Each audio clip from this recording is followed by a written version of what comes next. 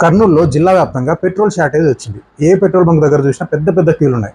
కొన్ని petrol bunks అయితే close అయ్యాయి. డిస్ట్రిక్ట్ వైడ్ ఆల్మోస్ట్ 36 పెట్రోల్ బంకులు క్లోజ్ అయ్యాయండి. అసలు దీనికి కారణం ఏంటి? నిజంగానే పెట్రోల్ షార్టేజ్ ఉందా? అయితే మేజర్ రీజన్ ఏంటి అంటే పానిక్ బయింగ్. ఎవరో రూమర్ స్ప్రెడ్ చేశారు పెట్రోల్ అయిపోయిందని, అందరూ క్యూ కట్టడం మొదలుపెట్టారు. అండ్ ఇంకొకటి, పెట్రోల్ రేట్స్ పెరుగుతున్నాయని చెప్పి ఇంకొక రూమర్ స్ప్రెడ్ అయింది. ఈ కారణం వల్ల కూడా అందరు పెట్రోల్ బంకుల దగ్గర క్యూ కట్టడం మొదలుపెట్టారు. కానీ అసలు విషయం అనుకుంటే డీలర్స్ చెప్పే విషయం, గవర్నమెంట్ అథారిటీస్ చెప్పే విషయం ఏంటంటే పెట్రోల్ షార్టేజ్ లేదు అండ్ సప్లై కూడా కావాల్సినంత ఉంది.